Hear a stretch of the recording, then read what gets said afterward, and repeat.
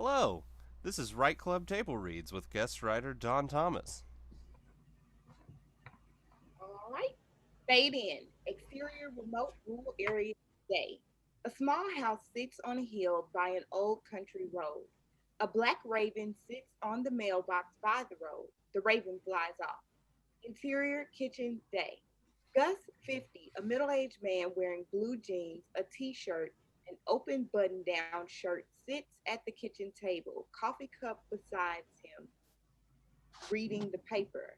Sunlight shines through windows. Whiffs of black smoke come from the cast iron skillet on the white electric stove. He pauses in his reading, his nostrils flare. Gus gets up, tosses the paper back down on the table, and heads over to the stove. Damn it to hell. He looks at the three black and charred pieces in disgust. Shit. His left works open the drawer full of utensils by the stove. He pulls out a spatula and uses it to scrape the bacon loose from the bottom of the skillet. Gus places the grease dripping burnt pieces of bacon on the plate and heads to the fridge. Always burning the damn bacon. Opens the fridge, then bends down, reaching for something. Gus pulls out a carton of eggs and turns back towards the stove. He looks over at the empty dining chair next to the one he was sitting at earlier. I know you never burnt the bacon.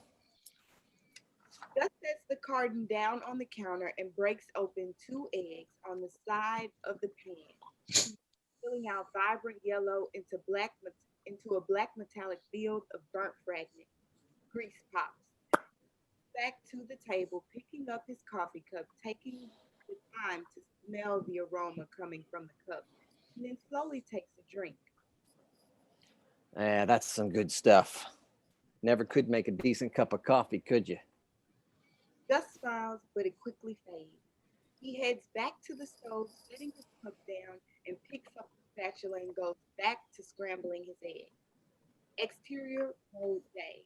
A dark blue older model economy car drives down the dusty country road. The car slows down as it approaches the driveway of an old house. Interior car day.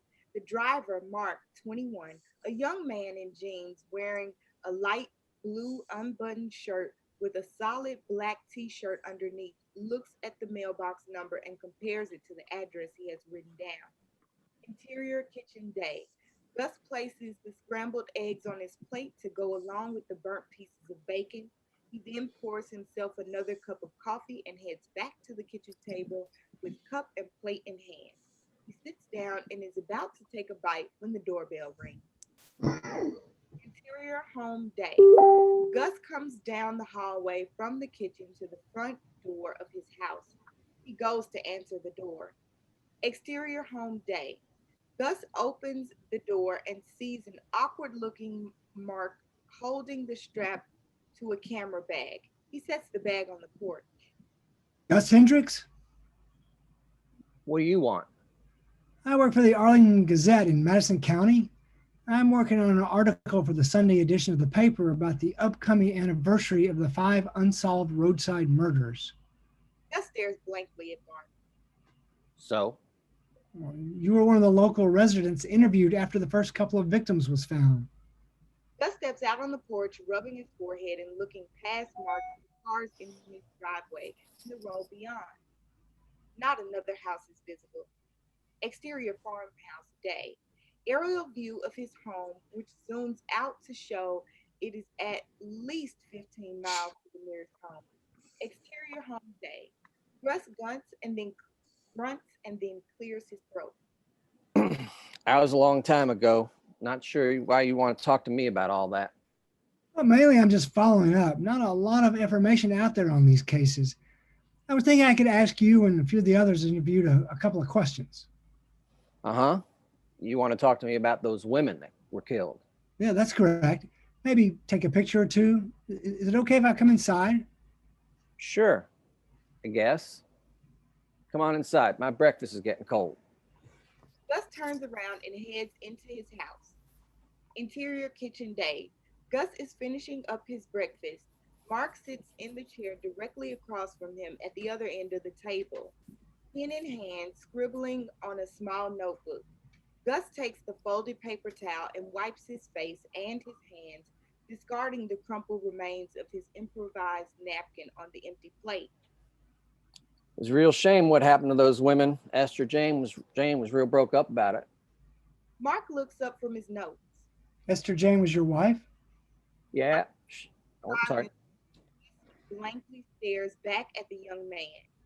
Yeah, she was my wife. Married for nearly 20 years. Good woman considering. She was 10 years younger than me. Then one day, doctor called, said she had the cancer. Gus takes the last drink of coffee out of his cup. I'm sorry to hear that. Did she know any of the victims personally? Not that I know of, not personally. Come to think about it, I only remember going to one of the funerals. Mark looks back and forth between Gus and his pen and paper, writing down the other man's words. Gus looks down at his empty coffee cup. Which one? I'm not sure. A lot of years between here and there. Esther had a lot of friends. Some I cared for, some I didn't. Can't expect a man to remember all his dead wife's friends were. Both men visibly amused. Well, you can't argue with that. Gus gets up with his coffee cup in hand. Nope. You sure you don't want a cup? Mark gives an obligatory lopsided smile. No, I'm sure. Gus heads to the coffee machine. He pours himself a cup. Life was much simpler back then. Less to worry about. The world hadn't went to shit like it has now. He walks back to the kitchen table. Yeah, I heard your hardware store closed down a couple of years ago. Yeah. Oh, sorry. Yeah, medical bills. Then the Wally Mart opened up across town. Wasn't long until locking the doors was the only thing left to do. Mark puts down his pen and scratches the back of his head. Yeah, I'm sorry to hear that. Gus glances down at the table. It is what it is. Oh, why do you think your wife was so upset about all those women being murdered? Uncomfortable silence. Why? I don't know. I guess she took it personal. Mark picks his pen back up. Why would you do that? Gus closes his eyes, pops his nose, and rubs it with his fingertips downward. He looks back over at Mark. Those women were all local women. I'd imagine she'd cross paths with at least half of them. Mark taps the back of his pen on the pad 3 times in quick succession. And then that would explain her being upset about the murders, but you said she took it personally. Gus switches in his chair and folds his arms. Maybe I did. What of it? Well, if she took all the murders so personally, why did she only feel the need to attend one of the funerals? Gus presses his lips together. He looks directly at Mark. What do you think? Mark smiled. My guess would be the second victim, Trisha McCormick. Why would you think that? Mark opens up his notepad and flips back through the pages. Well, she worked at your store for 3 years, but stopped just a few months before she was murdered. It is mentioned in the article. Gus relaxes and drops his hands to where they are hanging at his hips. Yeah. Come to think about it, that's right. I'd forgotten about all that till you mentioned her name. She ran the register for a couple of years. Things didn't work out, so I had to let her go. Mark rubs the side of his forehead with his hand. Uncomfortable silence. Yet, she was still on the payroll up until the week before she died. Taking on this assignment gave me access to the cold case files, which included the deceased bank records. It doesn't matter why you did it, why you killed all those women. Those bank records are enough evidence to Flips it over on top of Mark, knocking him to the floor. He then stomps hard on Mark's stomach and grabs him by the throat as he brings his full weight on top of the younger man by pressing his knee into his lower abdomen. Not so smart now, are you, you stupid son of a bitch? lets go of Mark's throat and hits him several times with the back of his hand, causing blood to pour from the young man's nose and mouth. Please don't. Too late for that. You're gonna die. And it's gonna be messy because you pissed me the fuck off. Don't. Gus grabs hold of the half-conscious Mark under his arms and drags him from the shattered table closer to the kitchen. Now breathing hard, Gus drops Mark to the kitchen floor and jerks one of the kitchen drawers open. Mark's hand reaches out for the bottom of his pants leg. You ready to die, boy? Please, come on. I promise I won't tell anyone. Gus pulls out a large butcher knife from the drawer. Too late, chicken shit. Mark pulls up his pants leg, revealing a boot sheath. He grabs a hold of his hunting knife and slashes deep into Gus's thigh, splitting his femoral artery. Blood spurts out of Gus and sprays out of the wound, spilling out over the floor. He slowly slumps to the ground, dropping the knife. Blood splashes on Mark and he tries to get up, but slips on some blood and falls backward into a larger pool of blood. Oh, damn it. Mark manages to push the older man off him. Gus crawls into a pool of his own blood towards his knife.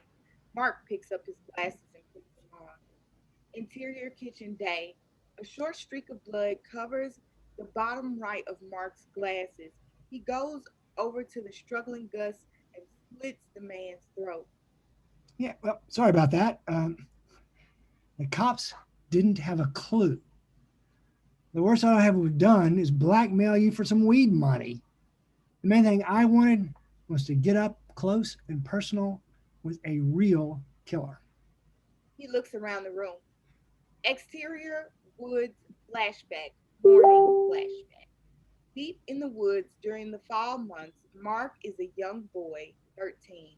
Holding a hunting rifle, he stares wide-eyed as a medium-sized deer crosses his path. Taking careful aim, he fires. The deer falls slowly to the ground. Mark's father, John, 43, and older brother, Joseph, 16, come out from where they were hiding. Good shot, just like I told you. Joseph looks over the carcass of the dead animal. He slaps the back of his brother's head. What? Mark looks over at his brother confused. Great job, douche, for brains. That's a doe. Mark avoids eye contact with his father. I'm sorry, Dad. When it ran across the field, I just fired. Mark's father pulls out an old hunting knife. Doesn't matter.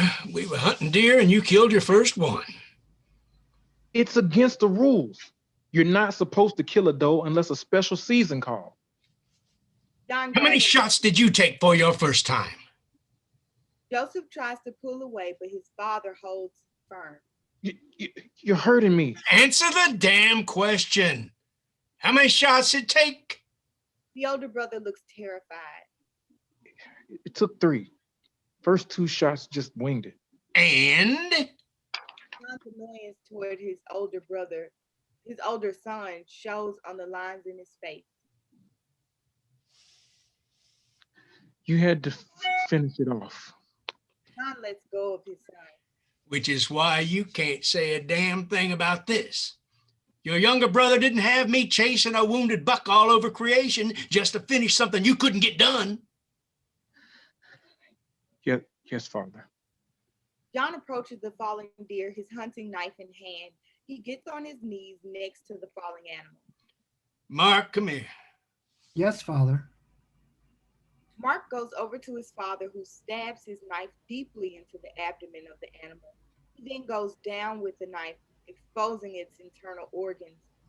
Pulling out the now bloodied knife out of the animal, he looks at his son, Mark, who has started to turn a sickly green color. Pay attention. Next one you kill, you're going to have to field dress. Normally, I'd make you do your first, but we need to get this in the truck before anyone sees it. All right. John cradles the back of his son's head. You did good. I'm proud of you. So much so, I'm going to give you this old knife of mine. You certainly earned it. John hugs Mark, whose eyes are focused on the blood-covered knife. Paul, you can't give me your favorite knife. Grandpa gave that to you. Well, he gave it to me, and I'm giving it to you. That's the way it works. Mark nods. Joseph looks on, rubbing his arm where his father grabbed him earlier.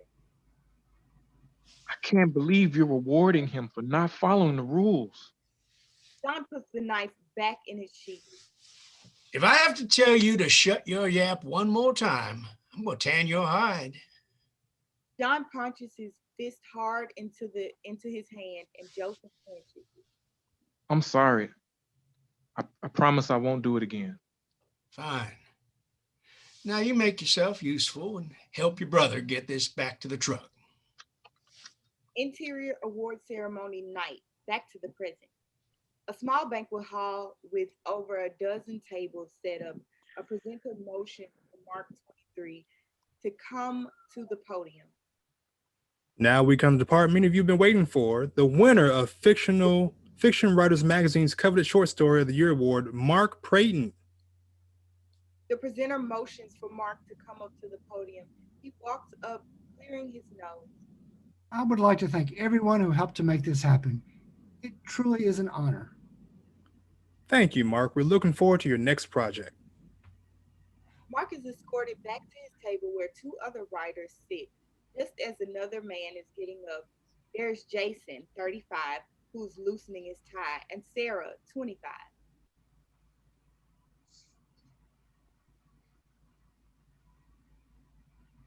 Jason, not bad for your first time up at bat. Sorry, I was muted. Not bad for your first time up to bat, eh? Hey, thanks. That means a lot coming from you. Jason smiles and takes a drink. Here's hoping we'll both be here next year. The three of them stand up to link together. Jason takes a drink. Always nice to see a new face at one of these things. I'm Sarah Beshel. It's a pleasure to meet you, Sarah. Sarah smiles. Thanks. Mark shakes her hand. He pauses, her hand still in his. Wait. You're the S.A. Bechtel, aren't you? Sarah's eyes brighten. Maybe. My middle name is Anne. Mark lets go of her hand and the both of them sit back down. Jason clears his throat. Mark Prayton, winner of this year's short story award. Meet S.A. Bechel, award-winning writer at Magazine. Sarah takes an exaggerated bow. Always nice to come across someone who was familiar with my work. Your story was good, very well written and researched. Thanks. Interior hotel hallway night. Mark and Sarah walk together.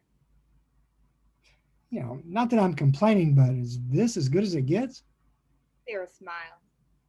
I hate to break it to you, kid, but they seldom throw parades for short story writers. If you are looking for notoriety, I think you might be in the wrong business. You think? Sarah pulls away from him and puts one hand on her hip and leans on the other leg. Then down the hall. You know better than that. Most people nowadays would be hard-pressed to read a stop sign. We do what we do because we love it. And if we can somehow find a way to pay the bills doing it, that's about as good as it gets. Is that your "it's a tough racket, kiddo" speech? Smile. Something like that. Mark grabs hold of her hand. You sure do know how to charm the socks off a guy. Remind me again where we are headed. My room. Do tell, fancy award-winning writing guy. They embrace. Mark kisses her. Studio apartment night. A simply furnished living area. There is no fridge and stove, a desk with a chair. Sleeping on a single mattress on the floor next to several cardboard boxes filled with books is Mark. A computer sits on the desk next to a printer. Lying next to the mattress is a cell phone, wallet, and keys. The phone rings. Mark stirs.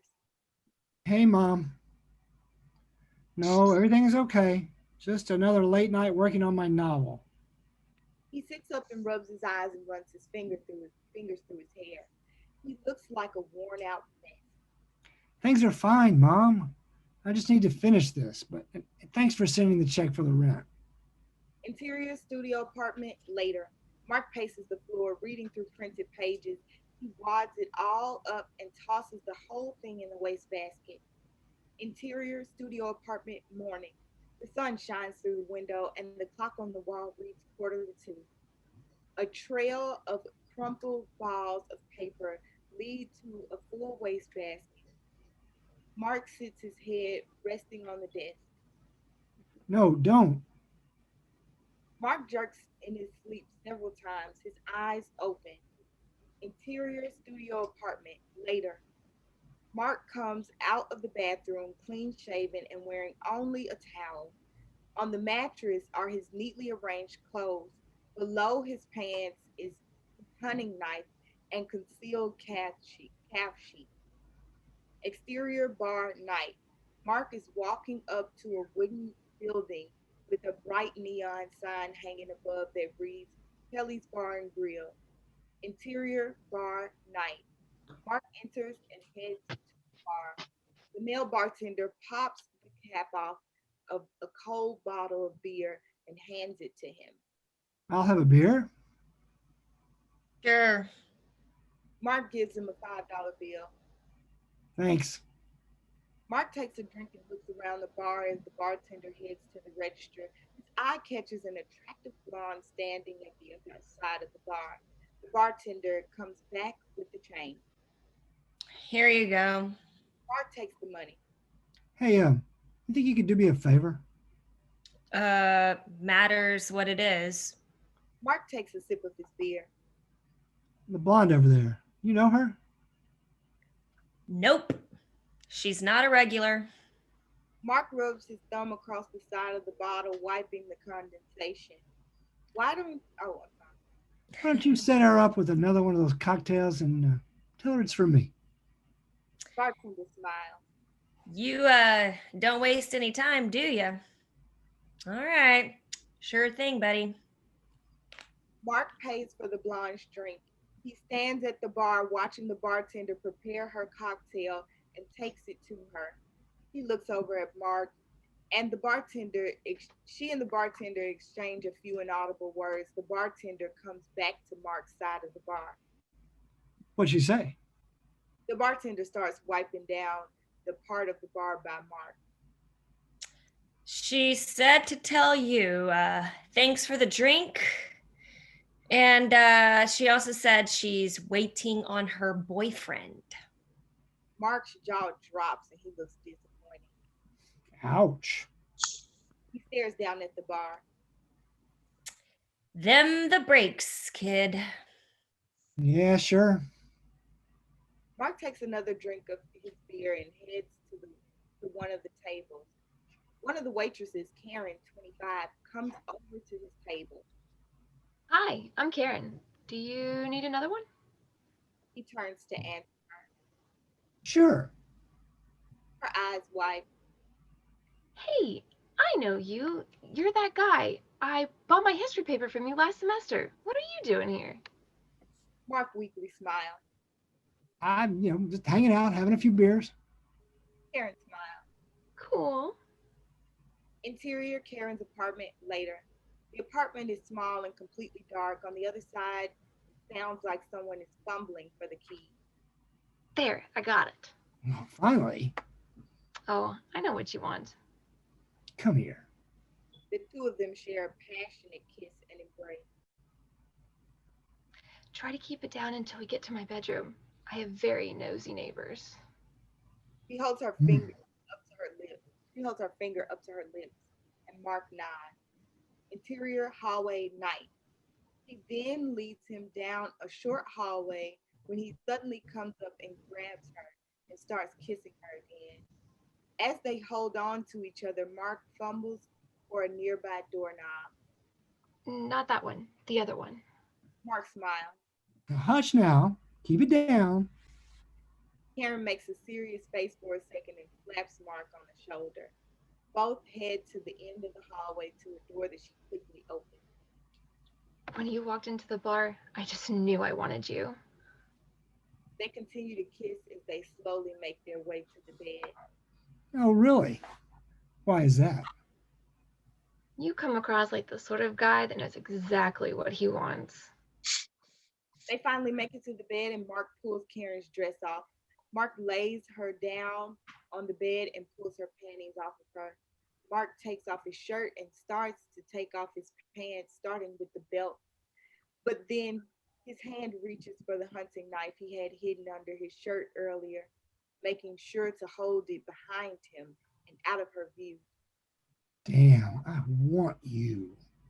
Come here. Mark comes up close to Karen, wearing only his boxers, and the knife is in his hand behind him. He gets on top of her and starts grinding, and his other hand holds the back of her head. They start kissing again. Oh, yes. You feel so good. You too. But I have one confession to make.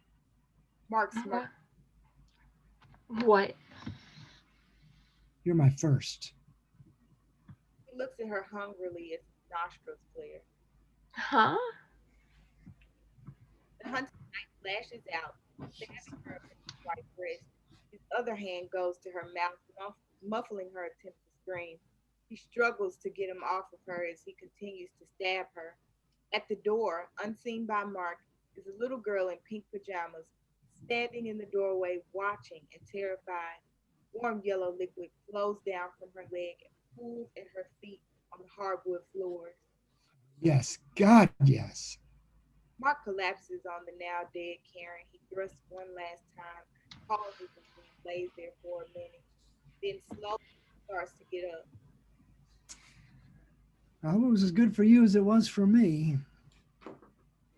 Mark gets off of her, grabbing his clothes, including his shoes. He puts on his pants as he heads to the open doorway. What the hell? Mark's bare feet slosh in a puddle of warm urine. He steps over the puddle and grabs the knife in his hand again and looks around. He sees a couple of dog chew toys. Here, boy, come on. A small dog comes down the hallway sniffing around. That's it. Come here, boy. I'm not gonna hurt you. The dog slowly comes closer to Mark, who puts out his hand. The dog slowly starts to lick his hand, which is dripping with Karen's blood. Good dog. Mark starts to pet the dog, bringing it closer to him with his hand. With the other hand out of view, uses the hunting knife on the dog. The dog lets out a half-gurgled yelp. Fade out. Wow! Yay! We're going to begin with Mr. Stafford Eccles. Hey everyone, Stafford Eccles here, screenwriter based in Chicago. My fourth Right Club meeting. You guys are so awesome, so I got to keep coming back. For Don, I just want to say that this was I like the script. I don't know if it's a feature or it's a short film, but I just liked his words, his wording of everything with the script. Like some screenwriters could take notes from this because it's just the way he had it structured, the way he had everything chiseled. You know, like I said, he might have to polish some things for a rewrite if he, gets a lot of notes, which I probably doubt. But like I said, I just loved his wording with everything, the story flow, the characters, the everything. You could just see it visually. So yeah, I say I like it, Don. If you can hear me, I appreciate it. I liked it a lot. Yeah, He's posted in chat. He can hear everybody. There you go. Excellent, excellent. And it is a feature. Nice. Yeah, this is just the first act. For those that weren't aware, it's we posted that on our social media, but yes. Bree Williams, you are next, ma'am. Alrighty. My name is Bree Williams. I was born and raised in Memphis, writer, filmmaker, all that good stuff. I really enjoyed this in the most disturbing way. Definitely a big fan of kind of like the gritty, like murder films where the murder is the protagonist kind of thing. So it's good to see people still being willing to kind of be a little risque in that regards. I don't really have that many notes. Knowing that it's a feature, it makes me really happy because it does like bring up to a huge climax. And once it fades out, I'm like, okay, still a really great short in and of itself to kind of just see the start of something. But knowing that it's a feature makes it even better because I am at that point where I'm just like, okay, then that was a lot. What happens after that? Because there's a witness and, you know, you kill the dog, which I'm not happy about, but you know, you know, that just adds to the character that they're even willing to kill a puppy. So I'm definitely interested if and when you ever do post a full script anywhere for people to kind of like read and go over and see more of the story and how the flow continues to go. Very well written though. I enjoyed it. Awesome. Oh, I'm sorry, Mr. Thomas, are you trying to speak? No. All right. All right. Don't forget, everyone, Bree is our February guest writer next month, and we are going to go to Michael Schwartz. Hi, everybody. Can you hear me okay? I was having a little bit of technical difficulty. So, but I really liked the script. It was when I got towards the end, I was waiting to see what happened. It was quite the thriller. I really liked your writing, Don. It was very good. I might have wanted to see maybe some kind of flashback, maybe towards the beginning, to give it maybe a little bit of a little teaser to what happens towards the end, as far as you know, when he got in the confrontation at the beginning. Maybe some kind of motivation or a quick flash. Maybe the little girl standing there at the beginning to make the audience wonder maybe what was to come. So I was maybe looking for a little bit of tease, but it was very well written. I really liked it. It's a very nice job. Excellent. All right, and if I hit the unmute button, if I cue you to have yourself unmuted, that means you're going to be the next person in line. So next is Doug Inman. Oh, hey, everybody. Everybody can hear me? Yes, sir. Yeah. Hi, I'm Doug Inman. I tinker with screenwriting and filmmaking. I'm actually going back through the script now, just kind of looking through it. Don, I really like your dialogue. I like the structure of your dialogue really well. The only thing I'm looking for maybe is some ways to differentiate between the characters, because the dialogue's kind of the same throughout, but I do like the structure of the dialogue.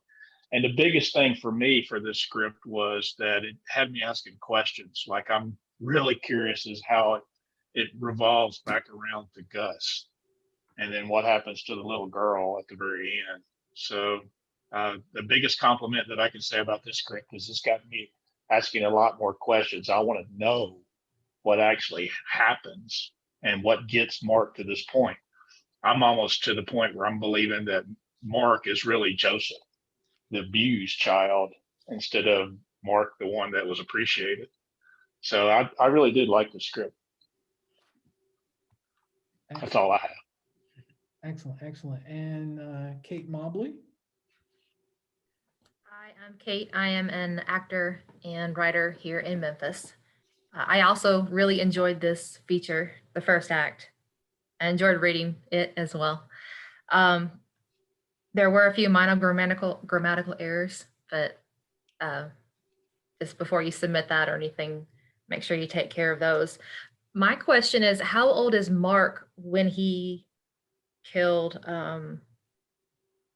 Karen? Because obviously he has to be 21 to be in that bar and drinking. But at age 21 is also when he killed Gus. So how old is he Is there supposed to be a bigger age difference, or is it just supposed to be he went to Gus after he killed Karen?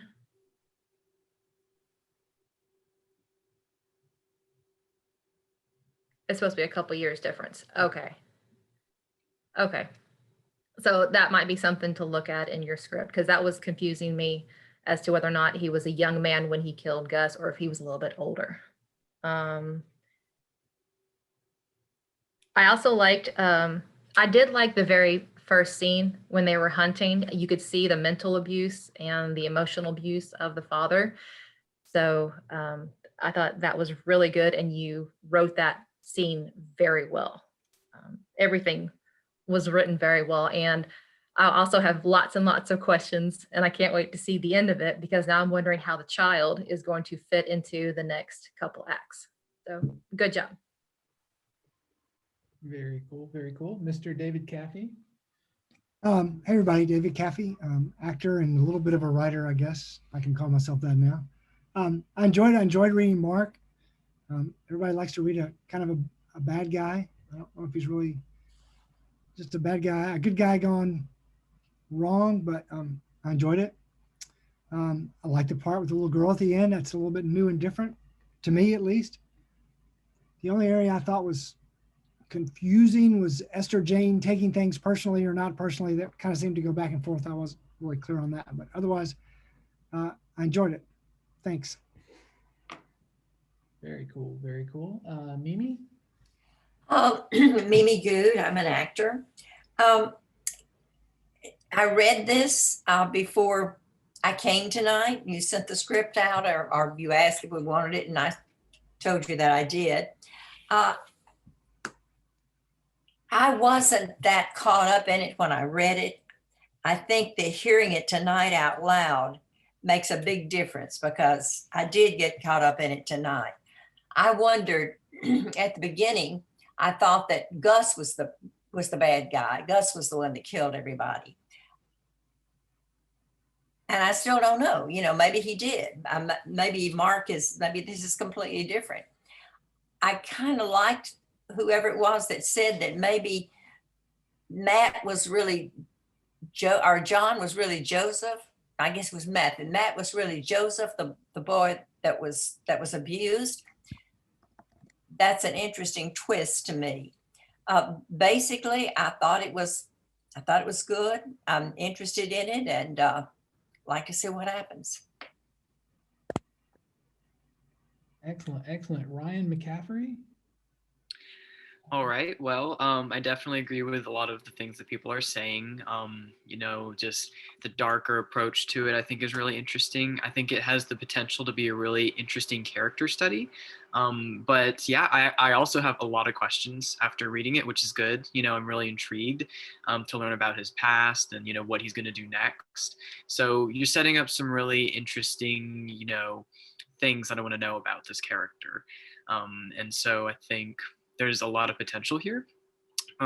Just the whole idea of him being a serial killer and, all the psychology that goes with that. I think there's a lot there, and I think you have a really strong setup here. So I enjoyed it a lot, and I'm really interested to see what you have coming after this. So really, really good job. Really enjoyed it.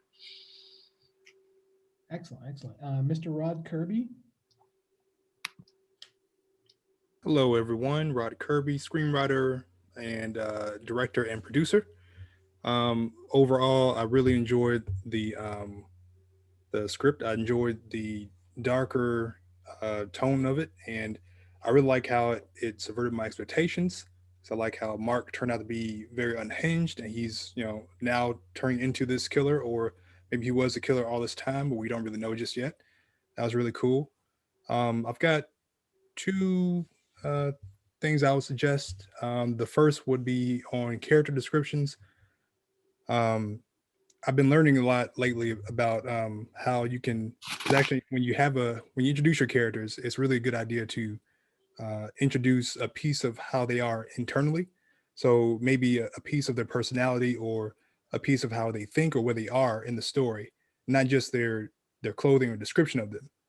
So you can kind of say Mark looks like he's a wide-eyed, crazy kid or something like that. and that kind of goes into to helping the reader, just understand more about the character. And Quentin Tarantino does this a lot, but he does way more with his descriptions. He'll go into like history of the characters and all that stuff. He really breaks a lot of rules because he can.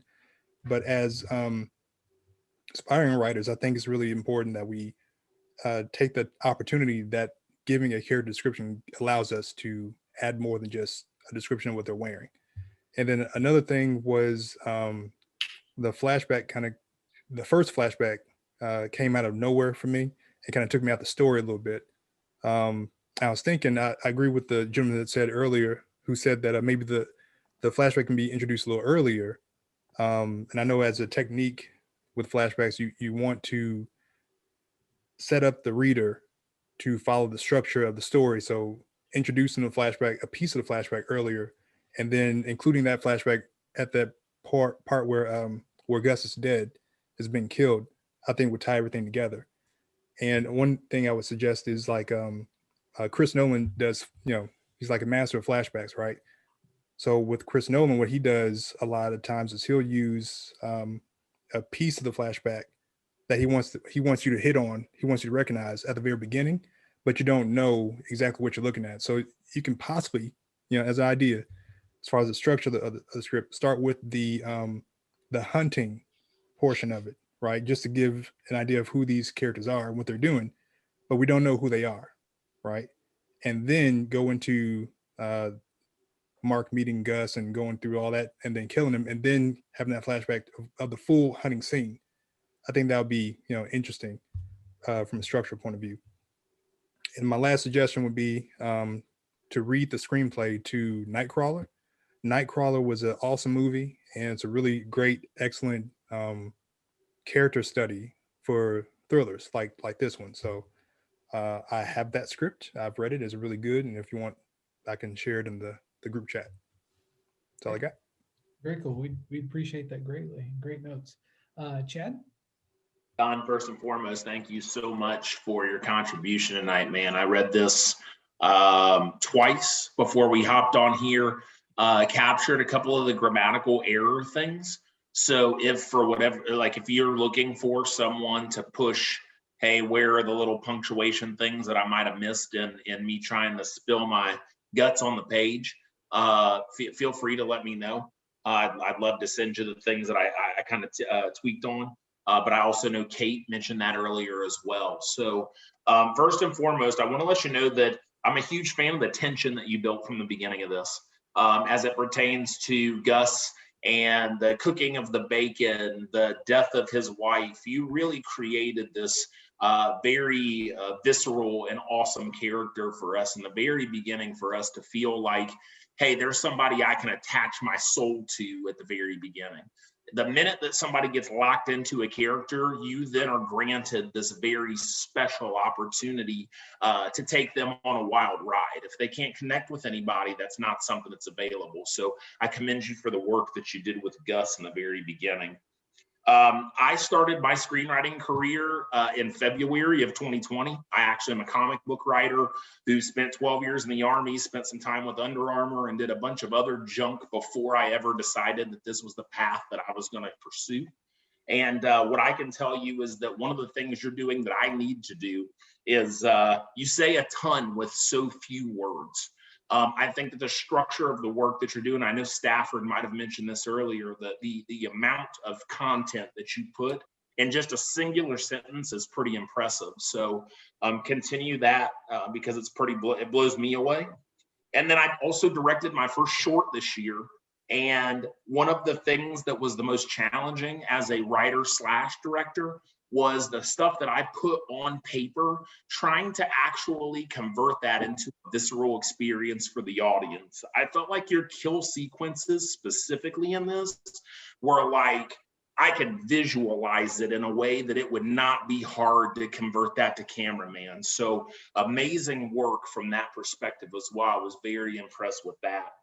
A couple of the areas really quickly that I would say to keep an eye on. One, you put in this section that this guy's a writer. Why do I care about that? Is it because he writes stories about the death sequences of the people he kills in the same fashion? Why is that something that really truly matters to me as the audience? I believe that the initial person that he killed, Gus, probably was the story that you were mentioning, but I don't necessarily know that that was converted as well as it should have been. And then from there, what is this character's story arc? If he is the bad guy, I kind of pick up he's the main character. I pick up a Dexter vibe. If you've ever watched the Dexter series from back in the day, killer killing killers, traveling around doing all sorts of craziness. With that, one of the things that was always special about Dexter was that he had some endearing qualities that were associated with him. If you create a main character that no one really can attach to because they're just bad, they show up and they do bad things and there's no reason for their badness, it's really hard to keep a large scale audience locked into what you're doing. So if he doesn't have any real solid quality, endearing qualities, you may want to take a look at like what drives him as an individual. That actually is all I got. Thank you so much for the time. Excellent script notes, and congratulations on directing your first short. That is. Thank you so much. It was amazing. That is no small undertaking. All right, Roy Langston. Hi, can you hear me? Yes, sir. Okay, good. I'm Roy, and this is my first Write Club meeting. I want to thank everyone for making it such an enjoyable experience. I will be back, definitely. I want to thank Mr. Thomas for sharing his work with us. I want to congratulate the readers. I was actually quite impressed. Everyone did a good job, and Timberly, of course, did some heavy lifting, reading the directions. But kudos to everyone on that part of it. So let me see. My favorite part of the script to this point is when Mark turns the tables on Gus. I did not see that coming. I really like it when a script surprises me in a way that's fair. It's perfectly appropriate that Mark is prepared to defend himself when he goes into this guy's house that he knows is a serial killer. And it was just, that was my favorite part. As far as what recommendations or suggestions, I think you could save yourself some work, Mr. Thomas, by going easy on stage directions with respect to which hand a character does something with, you know. I think Gus in particular gets choreographed around his kitchen before Mark's arrival. That falls away later. But for example, you mentioned the wardrobe. I think it's Mark is wearing a blue shirt and a dark undershirt. And maybe he will be come production day, and maybe he won't be, unless there's something signature about that blue shirt or about that black undershirt for the character or for the event. They're both just attired the way that their characters would be attired. But that's really straining at gnats. Well done. Keep at it. I'm hoping you have a second act and that you're pressing on to your third act. Congratulations. Excellent script notes. Excellent. And Annie Gaia?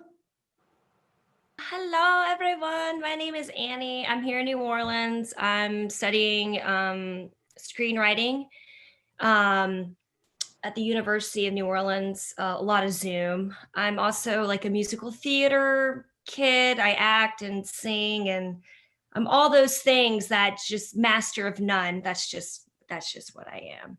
I so appreciate on the first page of a script, I'm just sucked in. Like page 1, Gus is just talking to a chair. How intriguing!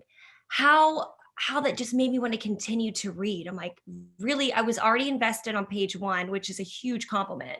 My investment was carried on all the way through as well, especially the ending. The little girl, oh my God, oh no, it was like, oh Lord. I agree with what Chad had to say about the Dexter vibes. I was thinking that this was going to go the Dexter route. Also, with is it Mime? Is it Mimi? Mimi. Yeah, I agreed with you. I thought that this was kind of Gus's story as well. I secretly want Gus to come back from the dead with revenge, but that's just me because I liked him talking to his dead wife. But if he's a murderer, okay. And I also liked what Kate had to say with well, I can't read my handwriting. I think the time lapse when he said, "Oh, you're my first," to Karen the waitress, but we just saw him murder Gus. So I was just a little confused. I was like, "Well, I just saw him," but it's a flashback. So I think flashbacks are they're such a fun thing, and I really enjoyed what our friend had to say, Chad, about Christopher Nolan. I think that's who said it about Christopher Nolan. I got to check that out. So the thing, I think I'm having a little bit of, oh, and this is a screenwriting note. Would we ever put in the script a young Mark, or just a Mark? That's just to ask around everybody else. I didn't know, because it was the same actor reading it, but that's anyway. I think the question I'm having is about this character. I see how some were saying in the flashback he was the son that was I see him more as a son that was abused. Well, I think he could be a very suave killer, I think maybe what the writer's getting towards is he's a very smooth operator kind of a man. And I think if I'm having these questions of who he is, maybe that's something to think about. Is this a just a smooth operator kind of a guy, kind of a Dexter kind of a man? Who has revenge of the other killers, or is he the guy that murders the waitress? Because when you kill a waitress, the bartender knows who she is. Do you know what I mean? It's like when I liked how he was going for the blonde, and he made sure that nobody knew who she was. I'm like, okay, that's an easy target. But when he went for the waitress, everybody kind of saw who he was and saw who she was. So I think as you are chiseling down this amazing feature that I can't wait for you to finish, it's just, is he like a sweet Dexter, kind serial killer, or is he not? I just, those are the questions I had about your main character that I'm so looking forward, and thank you so much. Just had me on the edge of my seat, and I really appreciate it. Very good script notes. Very good. Holly Bob. Hello, I'm actually an engineer, but I guess I've been to enough of these and read enough scripts that I guess I can be considered somewhat sort of an actress now. I'm no writer, so I'm not really going to comment on any of the writing. The only thing I saw was the grammar. I don't know how y'all are supposed to do the writing stuff, but looked fine to me. I don't know. All right, so I put notes down. Let's see if I can read them.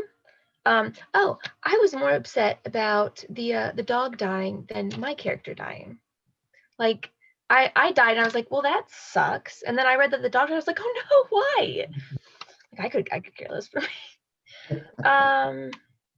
Oh, I loved the Gus scene. That was probably my favorite part as well. And I almost, when you introduced him as a writer and what he did at the beginning, I got the Stephen King, The Shining, the Johnny dude kind of vibes, where it's he's like this unsuspecting guy, and then all of a sudden, he's this murderer. The writer turns into a murderer, and I'm kind of curious about what he's writing about as well. So when I got the script, I only kind of read the parts I was in because I wanted to hear the rest. Gus took me by surprise. Great job on that. It almost makes me wonder if he actually killed his wife, because he was so good about, you know, not being discovered except for by Mark. The police never caught on. So it's like, you know, he could have lied about his wife as well. And they said that they only went to one funeral. You know, if the girl was just a cashier, then, you know, that might not have been the one he went to. He might have gone to his wife's, and, you know, he just didn't say that. It was like a slip up almost. But I liked how Mark was smarter than the police or the detectives to figure out that Gus was actually the killer. And I am not a huge horror movie fan just because none of them have caught my interest lately. But this one I would watch. This one I would want to go and watch. So yeah. And I heard you and was it Chad do comic books? I need the list of books that you guys have done. I'm a huge comic nerd. So yes, and thank you for letting me read Karen. So even though I died. Very cool. Very good notes. I want to point out something for those that may not be watching the chat. We are communicating during the chat. If you haven't been able to notice it, Torian brought up a very good point in regards to anyone here that's not a writer. Most people that watch movies aren't filmmakers. They're not writers. That's an excellent point, brother. All opinions are very valid here. Thank you so much for sharing that with us. And also, if you're not a filmmaker, reader, writer, actor, whatever, you're still the target audience, or potentially the target audience. So your opinion is very valid to us. And with that, we have Brandon Person next. And brother, I noticed your background there for a moment there said happy birthday. Is today your birthday? No, my birthday was like, what's the date? The 13th? It was 3 days ago. I took it off of there. They look kind of cheesy, so I took it off of there. But yeah, Happy thank you. belated birthday. Thank you guys, man. I got so much love. I appreciate that. Yeah, my name is Brandon Person. I've been acting in Memphis for about 7 years, film, stage, caught the bug, you know, kind of late in life, but I feel like I've been doing it a minute. And I'm just a budding writer. Haven't written much, but I've been all through the pandemic. I've been trying to get type away at it, write away at it, whatever you want to call. And I feel like I'm getting the hang of it. So watching and listening, watching movies, listening to people, and hearing healthy dialogue is helping me a lot. But I want to say from the jump, from the giddy up, I'm like a big fan already of this, and I can't wait for it to be given life in the theater or online, video on demand or whatever. I don't have a whole lot of critiques because I'm kind of a newbie about it. But I think because I'm new to screenwriting, I'm so visual that if I feel like I can see it from the jump, then you got me. I want to say that I really love the way you developed Mark in a very short amount of time. I love that he is his father's child. I just, it's such a weird fan thing to be like, I love this sick, dark murderer thing, this Ted Bundy thing, whatever's going on. But I really love it. I love the fact that I could see that he's still, basically when they killed the young lady Karen, it's like it seems like to me, maybe nobody else got this, but it seemed like to me he's still trying to please his dad. The day his dad, patted him on the back and told him he did a good job.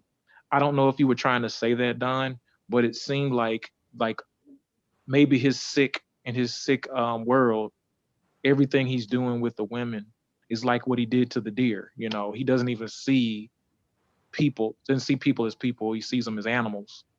Maybe he got the prize the whole time. And that's to me saying that and coming up with that in my mind says this is going to be a really good movie, and that's going to be it's going to be an atrocity if it doesn't get made. I love that it's not cheesy. Every beat, like I love the way you didn't waste a page.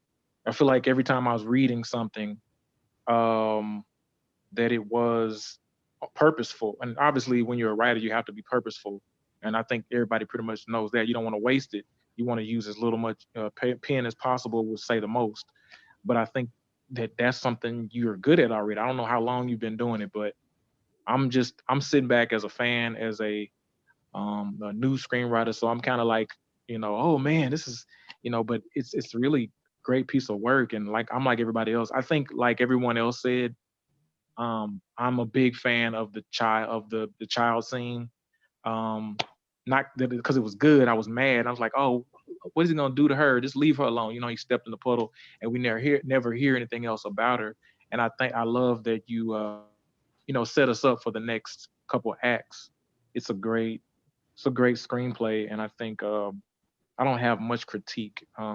Yeah, it was great. I loved it all, and I'm excited to be here. This is my first time as well. This is my first time at Right Club. I've never been here ever before, and it's my first time. So Awesome. Very awesome. Well, thank you and congratulations on picking up the bug for writing. Looking forward to having you as one of our guest writers in the near future. And now, one of our newest admins, Timberly Hope. Hello, I'm Timberly. I am a screenwriter. I am a musician, actress, director, producer, anything to do with the arts except painting and sculpture at this point. Yes, I am Queen THC. Thank you, Rod Kirby. So I just want to start with a disclaimer for our PETA people. No animals were harmed during the making of this.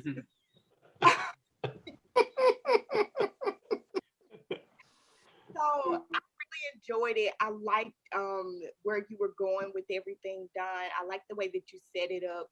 I wouldn't put as many flashbacks together. That's something that you want to kind of be careful with the way that you disperse your flashbacks. And if you want to start the movie with a flashback, you don't have to tell us it's a flashback. So what you would want to do is just indicate the year that these things are taking place, so that we can keep up with the timeline in a I just lost my word for it, in an organized fashion. Also, I noticed that there were some grammar issues and some spelling issues.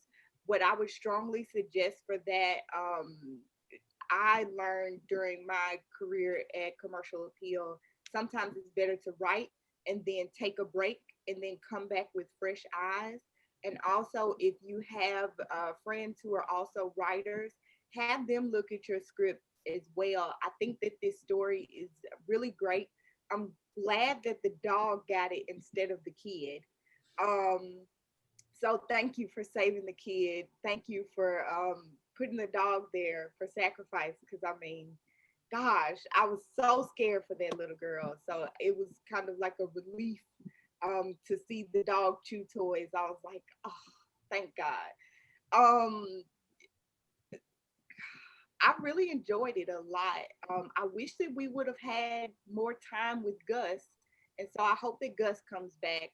And I really, really would like to know what it is that Mark is writing, because that's gonna add another layer to his character arc and also just to the story in general. But great job. Awesome, awesome. Good notes. And now I'm going to introduce another new admin, Torian Johnson. Greetings. Yeah, man, just to kind of echo some of the other folks, congratulations on getting like the first act done of a feature. As somebody who's currently writing his first feature, I know the trials and tribulations and mental war that you go through writing stuff. So hats off to you for getting it on the paper and even taking it a step further and sharing it with folks. I guess there's some bravery that goes along with that. Again, kind of sharing some of the points that other people made. I think that this is a very interesting story. I think that it provokes a lot of questions, leaves at least right now, the reader kind of thirsty. But I am going to hit on a lot of points of critique. Please don't take them as, oh, this is awful or this is bad. It's just me, touching on things that I noticed. So I think somebody said before that there was, I won't say that. Let's say this. I thought that there was a lot of exposition via dialogue. Film is visual medium. So we want to make sure that everything that's critical to the story, or at least the most critical points of the story, are being expressed visually. So make sure that that's being shown in the action as opposed to the dialogue. There were a couple of moments where it was just like, oh, okay, we're getting more of an understanding of this person through, this conversation that's happening, or, this not a monologue, but like kind of a short monologue that they were having. I think that there could be a little bit more exposition through action, especially I saw something on page 10 after he killed Gus. He kind of had this like, that trope of the evil character in a story, like revealing their evil plan. It was kind of like that moment. And, like that can come off kind of like typical if you're not very careful. So just be mindful of those things. And again, just lean toward visually expressing whatever you need to in the story. I personally didn't feel like, well, actually, no, I'm going to say this instead. I think that there is something to say about the order in which you presented some of the scenes. I personally think that the younger version of Mark, which by the way, I agree, they should be labeled as young Mark. But I think that the younger version of Mark should be presented at the beginning of the story so as to create a sort of like save the cat moment, which Blake Snyder talks about, is like just a moment that makes you care for the character. I think that moment where he's in the woods with his dad and we can kind of sympathize with this kid who's kind of being forced to kill a deer and stuff like that. That's a moment where we're like, even if he's going to become a murderer throughout the rest of the film, we understand that about him because of what his dad forced him to go through in that scene. So I think presenting that first might be a little interesting approach that you could consider. I think I noticed that there was a couple of moments where you were describing camera movement in the script, which I guess if you intend on directing it is fine. But if you don't know yet, or you don't intend on directing it, it's very important that you don't do that because there are people whose job is to figure that stuff out. So there's a moment where it was like aerial view, which there's an aerial view of something that zooms out. That's not your job. As a screenwriter, your job is to engage whoever's reading the script, and camera angles take people out of the story while they're reading script. So don't be worried about that while you're writing yours.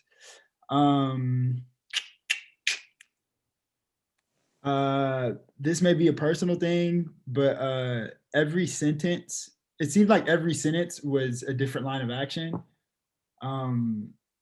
I'd advise against that. It's my understanding that with action, you usually want to save it for whenever as a matter of fact, when you're talking about camera angles here, whenever you want to insinuate to the director or cinematographer that's reading it that you want to switch camera angles, it may be a better idea to start a new line of action, but to do it for every sentence that you have, kind of, I don't know. I don't know if it's exhausting to read, but it definitely is kind of strange to read. You definitely want to avoid making lines of action longer than like four lines, because then that can get exhausting too. But like, you don't want every single sentence to be its own line of action. I wrote down here, stay away from adjectives. Actors need action to make their decisions. There was like a moment where you said something like both men visibly are amused. Like, as a director, I wouldn't know how to direct that. Like, what do you say? Be visibly amused? Like, that's not very helpful to an actor or a director. Same thing with like something like an uncomfortable silence. Think about, again, the people that are reading this are going to have to perform this. So like, what visually would make a silence uncomfortable? Are they, like, you could say they're sitting silently and looking in opposite directions. That's a little bit more deliberate for actors than an uncomfortable silence, because then they have to figure out what that is in their mind. But I did see some good, or I should say better action in there, where you said something like Gus slumps back down into his seat. That's a very particular visual that we get that is going to generate a particular thought for that director or that actor. So, be mindful of using more verbs in your action than adjectives. Yeah, man, other than that, it's the first act of your story. So, surely there's more to come. And I look forward to, if you have us, being a part of, seeing what happens to old Mark here. Yep. Very good script notes. Very, very good script notes. And if you're lucky enough to watch Doug Edmonds screen from time to time, you may meet one of his daughters. All right, we're going to go to the man with the coolest man cave and the keeper of Yoda, Matt Beckart. There we go, brother. Myself. Hey, gang. Good to see you. Good stuff, everybody. This was a fun write club. I really enjoyed it. And a weird one where the writer is communicating by chat. That's unique. I like it. And from now on, I'm going to call Mr. Thomas Mr. Thomas. Was it Don or Donald? It's Mr. Thomas from now on. All right. So anyway, I liked the lines. To me, played well when they were read. I totally believe Brandon. I totally believe Rod. I totally believe David and laugh. David really came across as the sweet, playing Mark, as the sweet killer. And I love, someone said suave. I think Annie was like, maybe he's the suave guy. That line afterwards, I hope it was good for you too, after he kills Karen. I love that. I mean, and then he's sweet to the dog. Come here, and you don't know whether he's going to kill him or not. I love it. So the lines played well. So for me, the script, the dialogue worked because the lines played.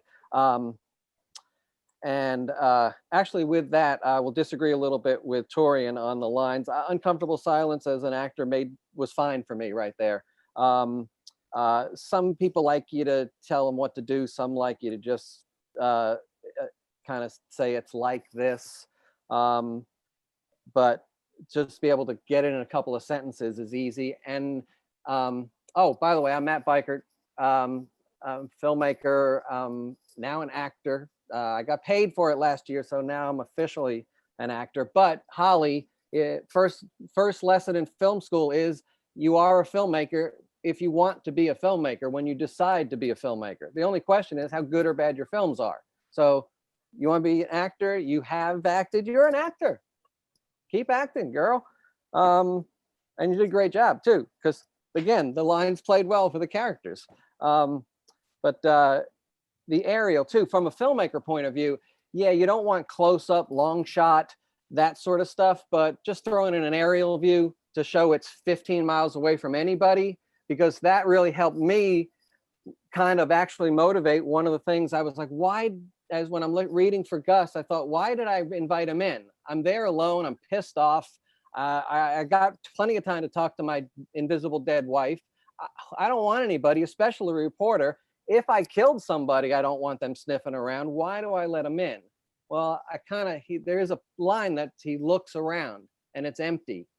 So it's like, nobody's out here. Maybe he's pulling him in to see what he knows and to kill him. And so guess what? That's what he did. Yeah, and then I loved that he did, and then Mark kills him, and it's at the left turn that Roy talked about. That was my favorite part, even though I died. Then after that, the only issues I had really were time, which everybody talked about, because it was like, what I think it was based upon the age of Mark in a lot of it, and that went back and forth, and you're never going to know the age of Mark when you see it. So it's got to be another mechanism. I hate Seattle 1942, but that's the simplest way sometimes. But if there's more clever ways, more power to you. Sometimes it's closed, but 2 or 3 years apart isn't going to help. And then I really wonder what happened to Trisha McDonald, the girl from the hardware store, where she plays a role. And yeah, I don't think we can talk about structure if we're only looking at the first act. So yeah, let's see how it comes back around. And I did all right. So I am all those things, but I'm not a writer. So I'm learning from all of you. All right, I admit it. So one of the things you hear though is like, you've got to capture people's attention.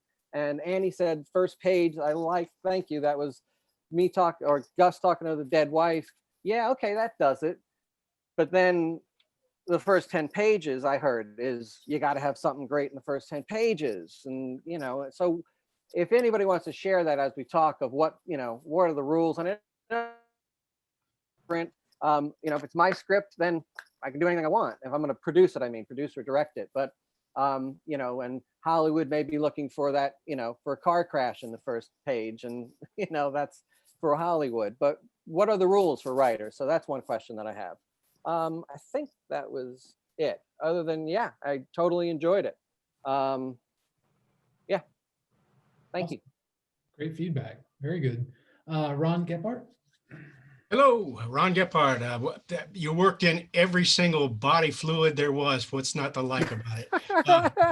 So I come from the world of theater, and I think one thing we've learned over this past year is that theater and film are going to be linked in ways we didn't expect, and probably forever. So, I'm enjoying the best of both worlds these days.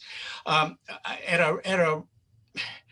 think at a reading like this, or any other reading for that matter too, what we can learn from the actors is really a valuable thing that I found as a writer.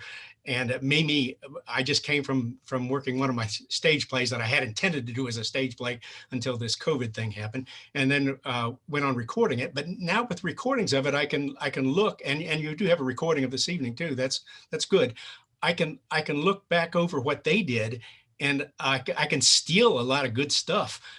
So I would say, with the magic of word processing, you can have two versions, one for this kind of reading where you can keep the thing moving at the pace you want it to move at. And Timberly, you were a trooper on through this thing for sure.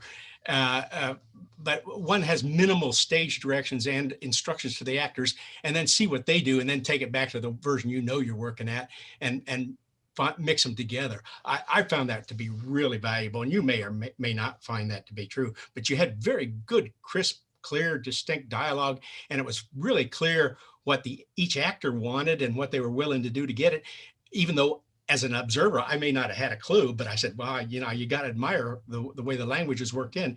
And as the language changes, for me anyway, in rewriting, what's an example? Chuckles or a sneer, you suddenly, without having to say it, the actor did. In fact, tonight, a number of actors did do some vocal nonverbals. That is, we couldn't see much of body language, but the vocal nonverbals were there in places where it wasn't written in, and I like kind of make note of those places and say, well, they kind of added that, or were they nervous? Were they just uncertain, or was that really the way the character was playing? And then just make a note to yourself, and then come up with a sneer word later on or a chuckle word later on that kind of conveys that without having to say it to the actor. And sometimes that works real well, for me anyway. So I think it was Roy talked about the wardrobe notes. I think the same sort of note applies toward the dialogue too. If you can sort of let the actor bring it out, and then steal whatever seems to be right as you come up with a final version of the script. So it was really, really well done, and it just, like everyone else said, it just got your attention right from the start. And we're along for the ride, and looking forward to it. Look forward to next versions of it too. Thank you very much. Awesome. Excellent feedback from a master of the craft. And now David Merrill. So first off, I would say that I've burned bacon. I know what that's like. So right from the very, very beginning, I was sort of drawn in, like the idea of this guy, alone making breakfast for himself. I'm like, okay, I'm already kind of drawn in. And then he starts talking to, an empty chair, and it's like, okay, all right. So, I get it. We're going on a little bit of a journey that is going to be dark. And you can tell by Thor, I'm a big fan of film noir, which those films are all about the dark journeys. And I'm really glad that Rod mentioned Nightcrawler. And that's an excellent screenplay to read for, for this type of, for this type of terrain that we're going through. A connection to that I immediately thought of when we started reading this was another film that Bill Paxton is in, but he also directed, Frailty, which was 2001. I believe the screenwriter's name was something like Brent Haley, can't exactly, but it was very good. Bill Paxton is in it, Matthew McConaughey's in it, Powers Booth. It goes into this territory, and it has flashbacks, and it has the father-son, brother, sibling dynamic, and without revealing too much, there is a twist. It does involve serial murder, so so there's that. I think I would just say that my compliment to you, the dialogue, really rang true. I agree with what a lot of other people said earlier about the whole idea of directing or indeed editing from the page. And when you're first starting out, it's hard not to do that. Now, having said that, the visuals that you give, are very good. And I agreed with the other gentleman earlier, when he was saying that, you can visualize, these scenes quite well.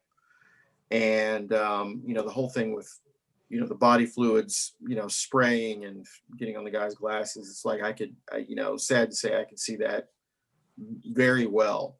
So you got us there. I really want to see what you do with this. I would agree with Torian, and I would say that I think that if you, my take on a lot of what like Ron was saying is that if you take out the directions to your actors and you do a read through with actors and you see what they do with the scene, then you're probably going to get yourself some notes as to what you should or should not include. But my advice is if you excise them or do your best to excise them, and then see what you get from other people, from actors that are reading these roles and how they interpret, the characters and their backgrounds and their motivations, which is probably something also that you would need to address either in your notes or, directly with your actors before, to give them, flesh out your characters. But otherwise it's very promising. It's engrossing. It's a little gross, but it's also engrossing. So, I'd like to see more. But again, the thing is dialogue, and does it draw you in? Yes, the dialogue is authentic, it rings true, and it draws you in. Okay, that's my highly caffeinated self. So cheers. Excellent notes. All right, so let's give Mr. Thomas another round of applause, please. We are very grateful that you shared victims with us tonight, sir. It's always a pleasure. Arnold. Writer. There we go. Yes. Pardon me, man. I didn't mean to, but did you give your feedback? No. Don't try that one on us. What? Hey, Arnold. All right. Hey, Arnold. He thought he was slick. I feel like everybody did such an amazing job. I didn't want to echo your prior statements. Nah, we don't want to hear that. Okay. Well, I enjoyed it. I read it a couple times prior to tonight. So I will say that I did enjoy it. You pulled a fast one with me about Gus. When we found out that Mark was the killer, I didn't anticipate that. So I would agree with I think the Blake Schneider save the cat comment earlier in regard to if you're going to give us a character that's doing something heinous, we need to be emotionally invested in that character before they do so.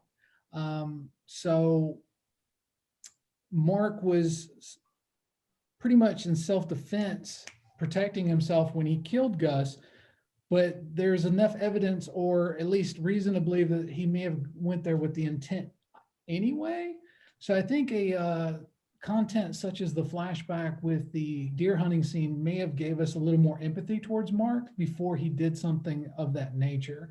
So again, I strongly suggest that make us vested in a character before they can do something heinous that may potentially turn us against them. But I know that may foil, if your attempt was to surprise us that Mark is the killer instead of Gus, you'd have to be delicate about that to keep from destroying that reveal. Off the top of my head, I don't have any suggestions in that regard. I did enjoy it. Show it, don't tell it is always best, very best. So if there's a potential way of visually showing something without dialogue, it's going to win every time. It's going to be more enticing. It's going to serve your story better. If you have to say it, that's fine. If you give exposition and dialogue, it's always best to make the circumstances interesting if you can't make it an action piece. So I would always say that if characters are revealing something that the audience doesn't know, but they know, it has to be in a clever way, a clever situation, a clever environment. They're doing something very interesting during that moment. Torian's taking a photo of his screen right now. I would suggest that. I did give you some notes in an email prior, so I'm going to keep this short. Matt looks gorgeous. Look at him. Well, Annie was posing, so I had to pose too. Oh, yeah, I missed Annie. I'm posting to our Instagram. I would definitely say that avoid as much direction to the actors as possible. That's actually a very good idea, because typically the actors will wow you. They will give you something brilliant, something more. I've learned the hard way as a director that if you try to direct through the script, you're doing a disservice to the actor, because they're going to bring something more beautiful to the table than you had anticipated. Of course, you figure that out during blocking as well and roll with the punches. Also, if you're going to direct this yourself, it's fine. But if you're not, leave camera angles and such out of the script. If you're going to try to sell this, give it to someone else to direct, the worst case scenario, well, the director's going to be offended that you're trying to direct for them through the script. There are ways to direct through clever script writing, but without using the technical terminology, and that's always best.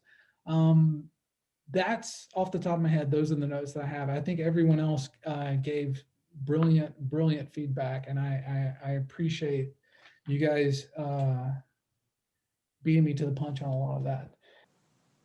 Oh, I think everybody hit on it. I was just going to suggest a little bit of the opposite. So if you're going to direct it, then of course leave different, your actions in there. But if you aren't going to direct it, I find it a little more interesting when the dialogue reveals different ticks about a person. I like the three taps of the pen thing, but if that's going to be a quirk that he has, try to use it more.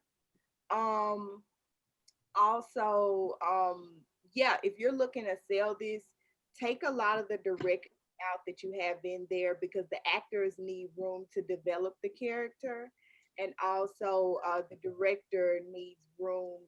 You didn't put too much camera instruction in there, so I thought it was fine, because sometimes you have to explain so that visually the director can understand, okay, I need to show that this house is, the only house. But that could be something that you could just put in the directions just as a quick, there's not a house around for another 15 miles. And so the director, as Torian said, that would be the director's job to figure out what those shots look like. And it makes it a little bit easier on you. So I would just suggest, if you're not planning on directing it, cut back on some of the action and cut back on some of the direction in your script as far as shots. Absolutely. Good good suggestion for sure. I sort of like I don't know if it's like a piggyback, but a rule, it's not, there aren't really rules, but I tend to write extremely dialogue heavy. Like it's like two people talking for 5 pages. And like what my professor Henry Griffith has taught me is, in order to break it up, it's always nice to kind of divide. I think this is what he said, but it's for every, not 4 lines of dialogue, add in an action, but there's something of like, you don't want like 6 lines of action and like, and it goes on forever. So it's always kind of nice to break it up, because essentially what you're trying to do, if you're trying to sell it to someone and have somebody else buy it and make it, and if you're directing it, then this has nothing to do with it, but it's always kind of nice to just the way that you read it. Like if it's dialogue heavy, throw a couple of action in there. And I think the writer, when I went back and looked at it, what Mr. Thomas was sort of doing it, he sort of, it was like dialogue action, and it read very well, I thought, but there were some pieces of hand on the hip and sway. I was like, that's a little bit much. So, but it's such a delicate balance, because you're painting with your words. You know, you're painting a picture with your words. That's what screenwriting really is, you know. It's this weird balance I have no answers to. The best, to kind of jump on the back end of Annie, the best thing that I have kind of worked my way through over time is going and finding comparable works from professionals that are out there, right? Like we feel professional because we're working our way through this process, and you may have sold some scripts, but there are other people that are operating in a similar genre to you that probably are doing it significantly better than what anyone that's on this call is doing. And so I've spent a significant amount of time going out, looking at other scripts that are in the same genre or along the same lines, and trying to kind of just look at 5 or 6 of those and take the best practices from each, because obviously, you know, if they all say you can't be Quentin Tarantino, you can't do what he does. But if you find 5 or 6 people that operate in that same space, you can find a few lessons learned that it seems are consistent across each of those pieces. That's been kind of the way that I've been working my way through mine. The writer director that does the most with dialogue is Aaron Sorkin. And if anyone's seen The Social Network, the very first scene is probably like 5 to 7 pages. Straight dialogue. It's nothing but dialogue. But he can do that now. Sorkin can get movie made. He can do that. But he's my freaking hero, Rod. I'm sorry to interrupt you, but Aaron Sorkin is my hero. Between him and Chris Nolan, they're doing things that nobody else is doing in film. I'm sorry, I'm gonna mute myself. But my key point is to go back and look at that, because there's something that we can all take from that. You know, it just depends on what you want to do with the script, you know, whether you want to sell it or not, or make it, you know, but still look at Aaron Sorkin's work and his dialogue heavy stuff. And someone said The West Wing, Tim Lee said The West Wing, you know, it's very dialogue heavy. There's a good way, there's a right way to do dialogue, then there's Aaron Sorkin's way to do dialogue, but it works, you know. So just take a piece of these different screenplays that you're looking at and kind of incorporate that into your own work for everyone here, not just Mr. Thomas, but for everyone here. Amen. Absolutely. Aaron Sorkin is a brilliant writer, and I actually think he is vastly superior in my personal preference to Tarantino when it comes to dialogue. He's definitely somebody that can spend 30 minutes with you just listening to 1 or 2 characters talking, and you get lost in the moment for sure. All right, we're in free flow, so none of you have to be mute. Nobody has to be muted at this moment. This is just like, you know, everybody have a good, you know, just be in the moment. Maybe we like to be muted. Great. Let's talk more about Aaron Sorkin. Aaron Sorkin is Who can mute fantastic. Torian? Who can mute? No, I'm just kidding. Well, let's boot Holly. Go on, Torian. Listen. I don't even know who this person is. Oh, not girl. Torian. I know Torian, but the person we're talking about. I'm I'm Torian. not. No, I know you, Torian. Have you seen, okay, so I bet you do know who he is. You just didn't realize you know who he is. Have you seen Molly's Game? No. Have you ever Okay, have you seen Social Network? The West Wing? Maybe a long time ago. What was the Chicago 11? Was that the recent one? Yes. Right? Yeah. I haven't seen that, but Oh. I've heard it's good. So good. A Few Good Men. Nope. Okay, well, I'm gonna give you some You're fired. homework. Your job is to go watch Aaron Sorkin before you come to the next Right Club meeting, and then you can join me in the raving. Did you say Okay. Yeah. What? How do you spell his name? Aaron, just Sorkin. Ron. Ron. Ron. I've seen that. I've seen that.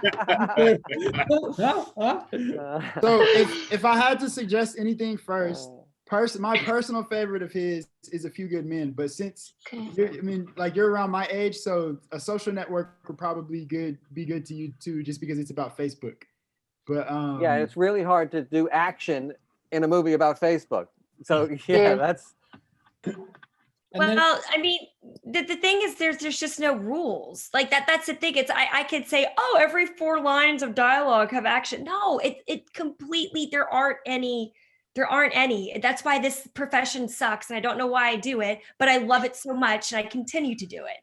So he's the perfect example of, we make all these rules about what you're supposed to do with screenwriting, and then somebody just says, F that, I'm going to do what I want.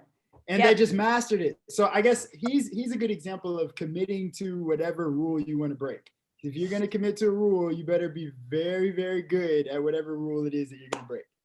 And he is a master. Take the free trial of Masterclass and just watch his, and then you can unsubscribe. Yes. Yes. What'd you say, Timberly? Said it best.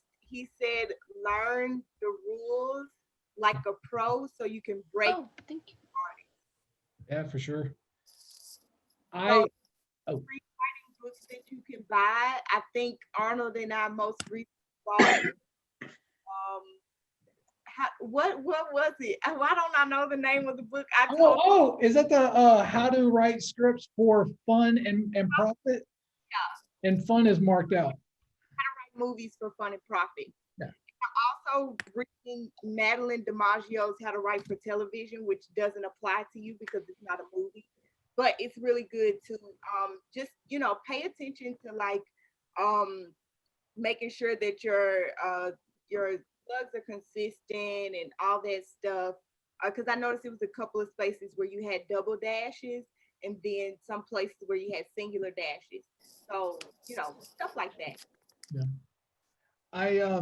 If anybody that knows me knows that I'm a huge Blake Snyder fan. I love his Save the Cat script writing series, and I use it like without fail on every script that I ever work on. I use Save the Cat.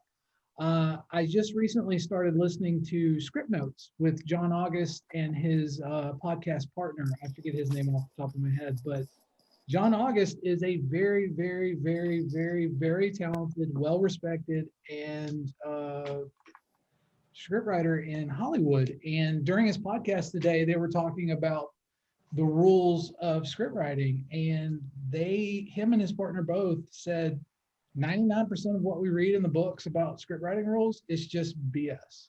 It's absolutely BS.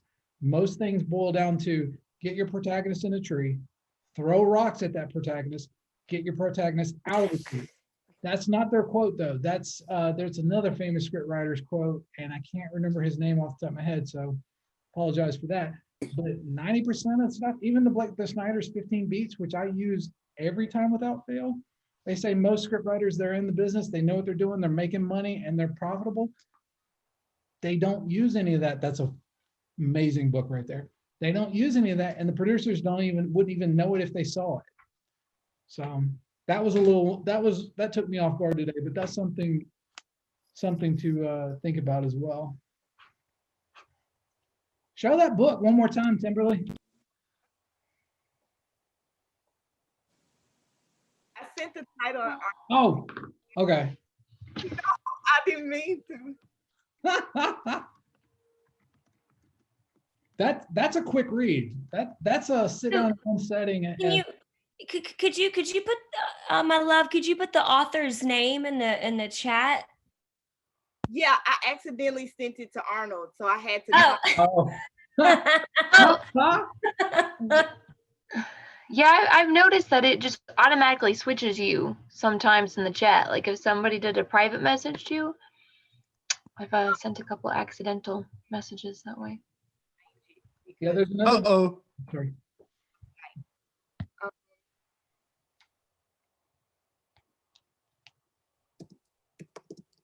Awesome. Is anybody reading any good script writing books, even though I just dashed everybody's hopes for using them for, efficiency? All right. Yeah, screw you, Arnold. No, I'm just playing. No, I'm not reading screenwriting books, but I just finished the book. I feel like it's important for us to understand the people that we work with in our craft.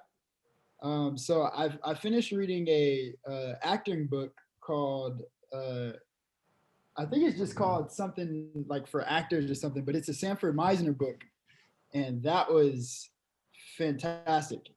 Gave some really good insight into how actors should approach their scripts, or at least his opinion of it all. And the whole book is basically him teaching a class for a semester or a couple semesters.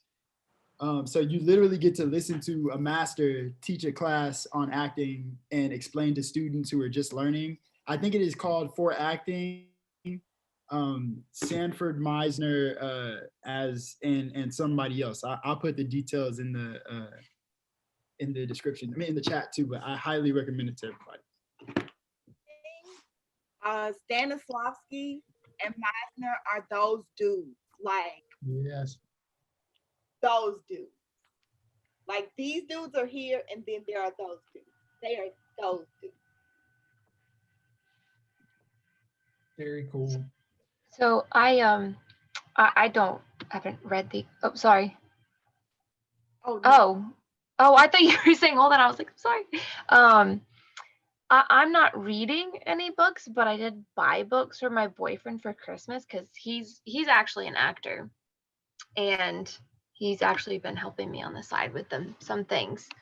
And one of them I found was Confessions of a Casting Director, and it's actually what actors and actresses need to do for like auditions and stuff from the casting director's perspective, like their tips and stuff on what to do and like stuff. So I might actually get one for myself or just steal his because I'm kind of curious now about Steal his.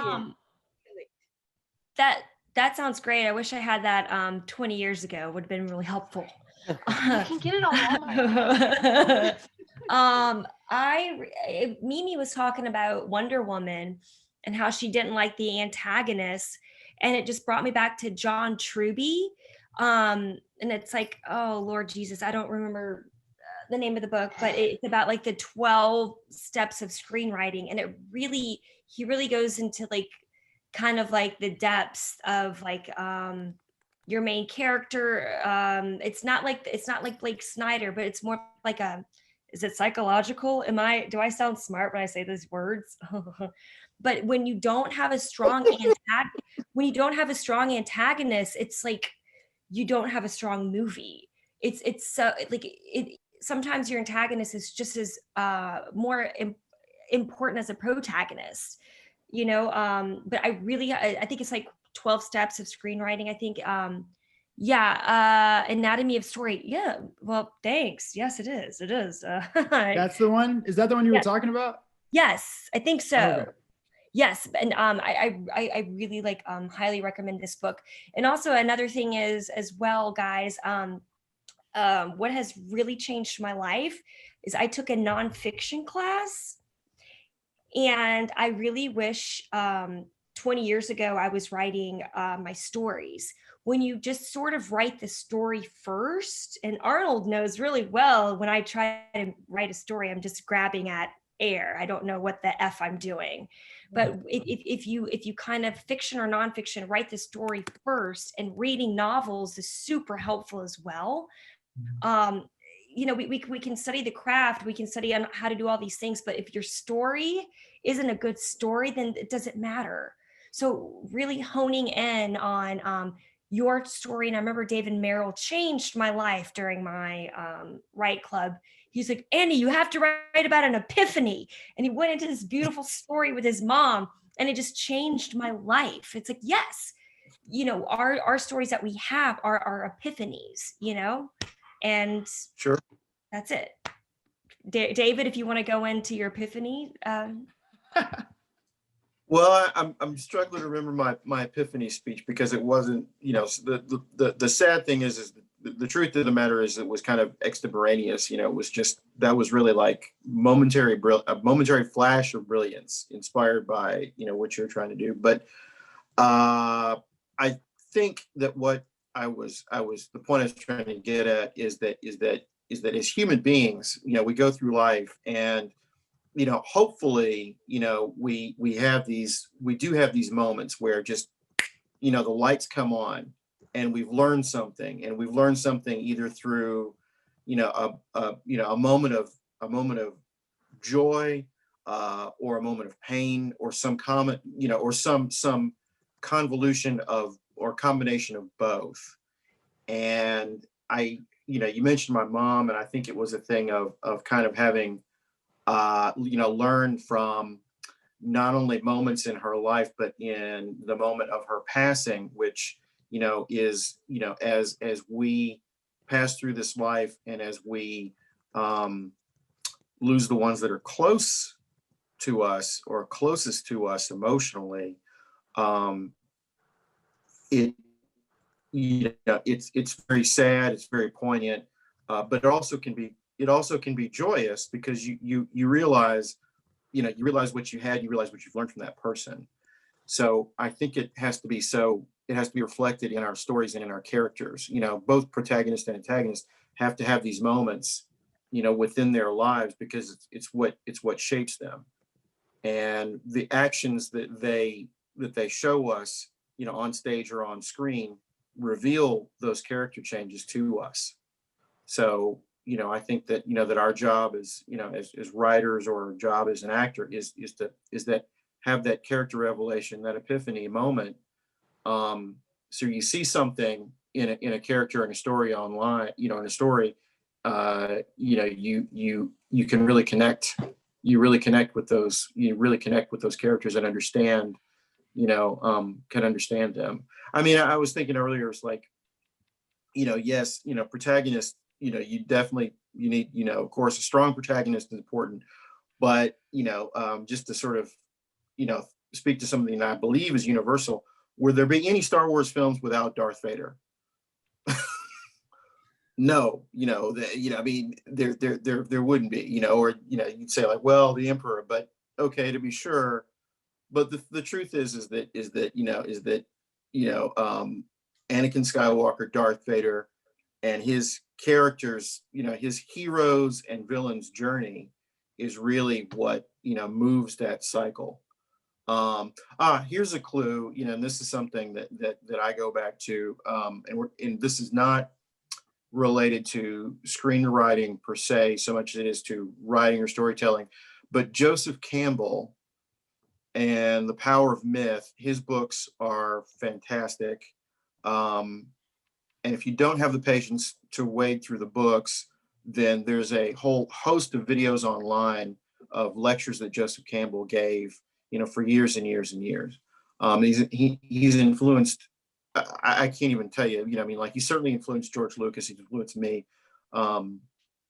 Joseph Campbell, The Power of Myth, excellent series of insights into, you know, the human narrative, you know, as we tell ourselves, you know, these stories and these myths, everything from the Greek myths to, you know, the Hebrew Bible, to modern screenwriting and modern novels is covered by Mr. Campbell, the basics of it. So that's my story from Lake Wobegon. Very cool. Very cool.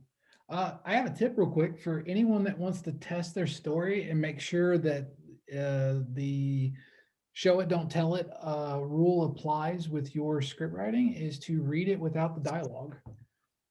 I find that if I read my script without dialogue, I discover very quickly if there are moments that I am not visually telling and I'm trying to rely too much on the dialogue. But I hope all of us are the quality of Aaron Sorkin and Quentin Tarantino, but I know I certainly am not the master of dialogue like they are. So I have to rely on, showing it. Torian, do you have any announcements you want to make? Nah, I'm just gonna keep dropping this link for y'all to do the right challenge, man. Like, we want to see these submissions, and I see, if you're on the call at this point, you must really like writing. So that's awesome. All I'm saying is there's at least 8 submissions that can happen just based on who's on here right now. Yeah. So I would love to see all of your incredible minds put to the task of competing. Of course, again, we would appreciate if you filled out the feedback form. If not, that's you. But yeah, no, we would love to. We would love to see some participation. We're trying to get it. We're trying to make it to where everybody is constantly exercising that muscle. And again, with writers, the thing is always, I don't write enough, or I was gonna start that script, but I got busy. But like, this is a monthly thing. What is it? 3 to 10 pages that can just keep the juices flowing. As a matter of fact, I did a small challenge just among my friends at the end of at the top of the pandemic last year, just to make sure I was flexing my muscles still, and ended up with a script that I decided to submit to prizes, to different film competitions. So you never know what these little things are going to do for you, and what they'll provoke you to create, and where you can use that in the future. Yeah. So yeah, just at least go read the challenge. But if you don't want to, you don't have to. And then if you're going to be a professional, but also you have to. Here's another thing. If you want to be a professional writer, you've got to get used to short deadlines, or something dropping in your lap at the drop of a last minute. And honestly, who can't crank out a 3 to 10 page script in one day, at least the first draft? I mean, we should. Well, okay, I'm sorry, Holly, but I mean, honestly, writers should be writing. You should be writing every day, whether it's 1 page or 10 pages. You should be writing every day. If you wait a minute, Don's communicating with us. Very encouraging, great feedback from everyone. Oh, cool, very cool. We appreciate that you're finding this useful, sir, and I'm glad that you're still with us and that you can hear us. Anyone else? We usually wrap by 9. And if anybody, I do want to, I'm sorry, go ahead. Yeah, I mean, I know I talk a lot. Oh my God. No, you don't. Is there, I don't know how you guys feel about this, and maybe this is just something I'll do on my own, but what about a read club? If somebody wanted to host a weekly, even if it was like a couple of pages out of one of these books to talk about, that could be an idea. Also, something I do is a thing called a writer's army. And if anybody wants to sit with me on Zoom while I write this current quiet cat, mom's talking. If I wanted to, I just love having an accountability buddy with me. So I don't know how you guys feel about that. Do you guys have writers' armies here with Write Club? Because a feature film, I mean, I haven't started it. I don't know if I can write a feature in 2 weeks, maybe a short I could. But I really want to be in this competition, but I'm just like, 90 pages is a lot. But I don't know if anybody else in this room would or Write Club wanted to sit hey, we're doing Writers Army at noon for 2 hours. And we just sit there. We don't talk to each other. We just write. I don't know. Or read. We're giving all these book suggestions. I'm giving a lot of information out here. I'm going to stop talking. No, don't stop talking. They're all great ideas. So we are playing with an idea of kind of talking about stuff that's in books or that's on podcasts or stuff like that. We're kind of trying to see how we can work that into YouTube channel, which everybody should subscribe to. But also, yeah, the idea of a writer's army is dope. I wanted to make sure you mentioned something about the challenge. I'm just not sure if we weren't clear on. When it comes to the writer's challenge, they're not features that we're trying to get you to write in a month. They're short films. So 3 to 10 pages. Yeah. What? Oh my God. Are Every you month. kidding me? Yeah. Yo, I was stressing. No. 3 to 10 pages. 3 to 10 pages monthly. Yeah, the judges would be stressing too if they were featured. Yeah, no, we wouldn't do that to y'all. Or us. Baby steps. Yeah. Right. But no, I'm open to that. I think we have each other's email, so I'm definitely down to, even if it's independent of Write Club, or if it's something that Write Club maybe brings in that was the original idea of the great Andy Gaia. That would be really, really cool. So yeah, I think that, because a lot of the time, again, you get together with some writer friends and then y'all end up talking for the 3 hours you plan to write, and you don't get a lot done. But I'm down to everybody's on mute and just write. I'm game for that. I'll join, but not as a writer. I need that dedicated time to do something meaningful in my life, like study. I will say that I have seen people do that kind of thing on YouTube, where they kind of go live or Instagram live, and it's like they have those writer sprints. It's usually during NaNoWriMo, so it's more novel writing, but for screenwriters to get together and kind of do the same exact thing, where it's just like a host session, and it's like you can't leave your desk unless it's an emergency, keep pushing forward, stay off Facebook, all that good stuff. So I'm definitely down to do that too. Yeah. Yeah, I would have to be on mute because I listen to music when I'm writing. I definitely would have to be on mute. Are you playing Beethoven or Metallica? It's a little bit of everything. Like right now, I've got instrumental in the background, but sometimes it depends on what I'm writing. The story dictates what I need to listen to. Yeah, I have playlists for all the different stories I'm writing. So do you? Yeah, I do too. I'm sorry. Go ahead. I was just gonna say I kind of time them out to how long I should be working on something. So some are an hour long and some are 2 hours long, and I don't stop until the music stops. So that's another tip if you need to focus on something. That's awesome. I'll make a score for my movie, and then I'll write to it because it sets the mood of what I want the tone of the movie. Very cool. So I would say that before the pandemic, there was Voices of the South had this, I think it was at least once a month or twice a month, they had these writer cafes where they would invite people. You could come and write, and they would have they would have a prompt, and then I think midway through they would invite people to actually stand up and voluntarily, read from something that they had written. But it had to have been something that was written during that session. It was not, you couldn't bring something that you'd previously written. So just another idea. We'll explore this. I like the idea of the writer's army.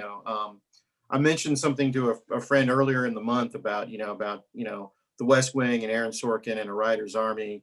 And, I was like, you'd be really cool to take on the West Wing. And the next thing I know, the guy loaded up a truck full of, cameras and stuff like that. You went to Washington last Wednesday. I'm not really sure how it worked out for him because I haven't heard, but we'll see. Anyway, it's an interesting idea. Torian loves it. I'm sorry. Yeah, this is genius to me. It's very easy. I'm pretty sure we could do it all on Google Meet. Yeah, I'm gonna Andy, thank you. We're gonna do this. And I like to with you guys. No, it's great because it's my playwriting teacher, she suggested it, and people in New York, I think Timberly said something about Sundance does it as well, but guys, the pandemic has pros and cons. The pros is I can be in my pajamas and meet my writer friends for 2 hours and create and not leave my house. So it's, but because I'm alone in my house all the time, like I can't focus as much. Like I don't want to go to a coffee shop. I don't want to do these things. And prompts are really, really helpful too. It just really gets the juices flowing. Like I love that the prompt is like the horizon for you guys. But when you start with these sort of things, you can have a prompt or no prompt, and it doesn't matter if you just sit there and stare at the screen. It doesn't matter. But just the accountability and friendship too. You kind of check in on your friends when they enter the room. It's really nice, and it helps with being so isolated from people. It's a way to connect people as well. So. Holly. Oh, I was responding to. Yeah, I can't. For some reason, I can't hear Timberly either. I don't know why. I don't know if it's mine or hers or what. No. So I'm not the biggest reader, but when I find a book that I like, I mean, I get into it. So I want to hear the like filmmakers side of it. I just finished Crazy Rich Asians, and I'm wondering if anybody had seen it, because I want to watch it, but I want to know if it's like a good movie. Like, because I hear from like my friends, oh, it's really good, but like I want to hear from like actual like film people. Okay, it was a good book, by the way. If you haven't read the book, it's a good book. So okay, awesome. So that's on my list of movies to watch. See, Timberly, go ahead. One more thing for Dawn. I would suggest a long one because features are normally clocking in about 120 pages. So you may want to have a longer act one, because right now, if you keep on pace with that, you're going to end up having a really great pilot episode. All right, it's a little after 9. Dawn, we are going to wrap. I want to say thank you very much to the readers. You did a fabulous job. Thank you, Timberly, for reading the narration. Thank you, Dawn, Mr. Thomas, for being with us and giving us a very good reason to come together and sharing your baby with you. Our projects are our children to some degree, or however you want to describe it. They're very personal. Coming to Write Club and sharing your work is a very vulnerable experience, and it's something that I appreciate. I think it's a beautiful thing when a writer opens themselves up and exposes their art to an audience, especially strangers. It's a very wonderful experience. I do want to apologize for the technical hiccups. That's on me. We are tweaking a few things, and it will be better next time. Also, please don't forget Bree Williams next February or next month. Timberly's Tuesday tips on our Twitter. We have new socials now, so you can visit us at Twitter at Write Club 901. Is that correct? And then our IG account is Write Club 901 as well. And then of course we're updating our Facebook regularly throughout the week as well. Lots of new things happening. If you want to check on what we have coming up and what we've already started implementing, please check our socials. And with that, unless anybody has anything important to mention, I guess this is our closing. Don, thank you again. Can you hear us, Don? Let's try one more time. Can we hear you, sir? He's muted. Okay. And I do ask that everybody unmute yourself now, please, if you can. Let's give Don a round of applause. Art is a gift to the world. You give the world a piece of your heart and soul when you share your art. It's one of the greatest gifts you can give anyone, and it gives people the reason to strive and overcome things. It gives people a reason to smile, and it gives people a reason to really appreciate life and the world around us. Thank you for supporting Write Club. Thank you for supporting writers. Thank you for being an amazing human being. Check on each other. Continue on your work. If you ever need anything, reach out. Much love and respect, and have a good night. Good night, everybody. Good night. Namaste. Namaste. Bye. Bye, Doug. Bye-bye. Thank you, everyone. Bye, Don Thomas. Thank you, sir. Bye-bye. Bye, everybody. Till next time. Yes. Did everything crash right in the middle of things? I'm sorry. I suddenly everything froze up and then it said Zoom stopped, and I thought, oh shit, did it stop or did you all keep going? No, we kept going, and this is being recorded. What a miracle! My screen was blank, and I started the Zoom meeting again, and I guess you all went on without me. Excellent. Good night, everybody. Good night. Bye, all. Love you. Good night.